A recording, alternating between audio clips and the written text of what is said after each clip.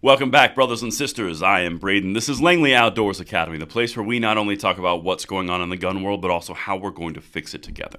And the content that we're going to hit today to send you off into Friday Right is some senators that have had enough of the DOJ, the Biden administration, the ATFs, usurping the power of Congress, their power, around this whole who's in business of dealing stuff. This is going to be a letter you're going to want to see. Everything will be linked in the description box below, and I can't wait to hear what you guys think in the comments field. And of course, make sure you hit that like button, subscribe to the channel, and turn the notification bell on. We are distributing freedom twice daily, and we would love to have you along for the ride, even when I hit the mic like that.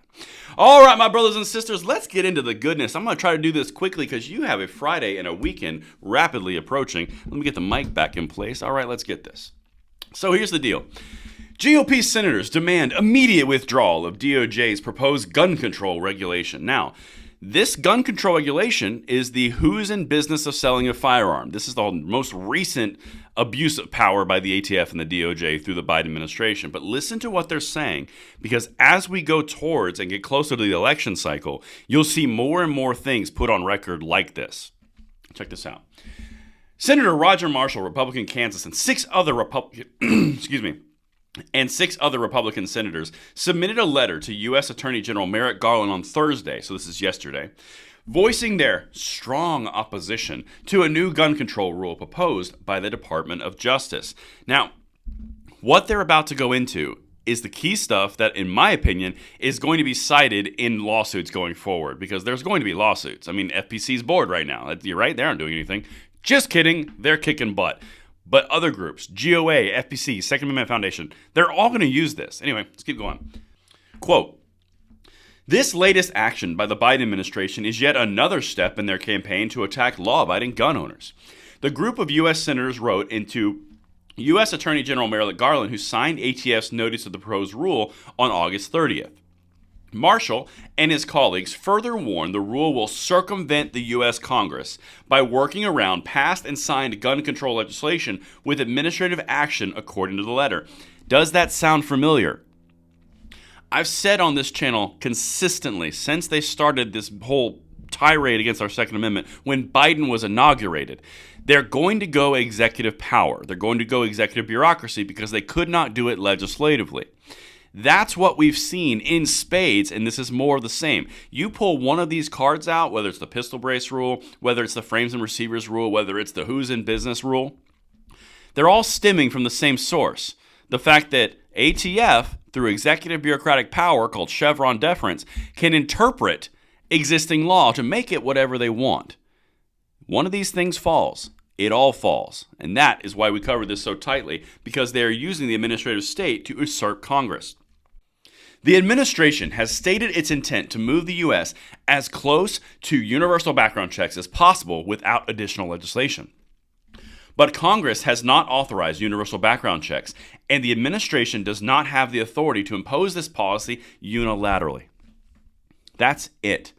The administration doesn't have the power to impose this unilaterally. That's all they've been doing. Senators who are sitting in power are noticing this along with House members, and they're sending letters. They're starting to get active. I guarantee you will see this in election campaigns going forward, because the abuse of power by the administrative and the executive state is absurd. That's what you're seeing here, and that's why this is great, because it will bring more people's attention to the problem. Let's continue. It added that the federal government should not infringe upon citizens' Second Amendment rights while there is no provision for the rule's application in court against criminals. Listen to this piece. Quote, "Meanwhile, the criminals who Congress intended to hold accountable will be unaffected, as the proposal, incredibly, disclaims any intent to have these presumptions apply in criminal proceedings." The letter read, "This is all but an admission on ATF's part. The presumptions are overbroad and unenforceable before a court of law." Everything that they are stating here is not only true, does not only need to be said, but it's laying the groundwork for future lawsuits.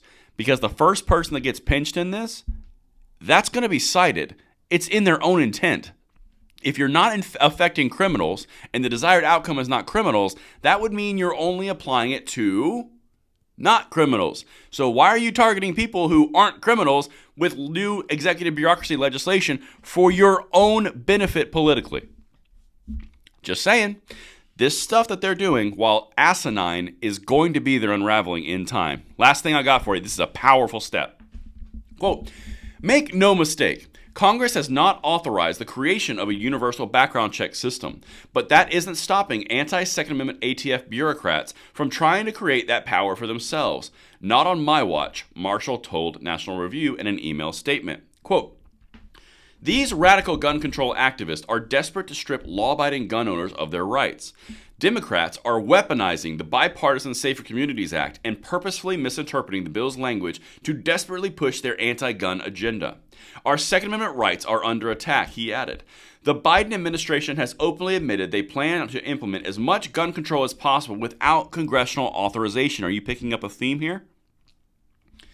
And with the New Mexico governor's recent ban on guns in Albuquerque, it has never been more urgent that we stand up for law-abiding gun owners and protect our Second Amendment rights. There's New Mexico again.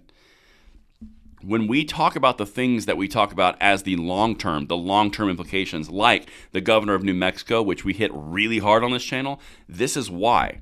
So far, the New Mexico governor's actions have inspired a resolution of condemnation from Chip Roy in the House. You've got a letter from the senators or a bill from the senators saying that needs to be outlawed so the Biden administration can't use health powers. And now you have this letter referencing in an ATF overreach. This is everything that we're talking about, and that's what I've got for you guys. Let me know what you think in the comments below, and I will see you on the next one. I'm Braden. See you later.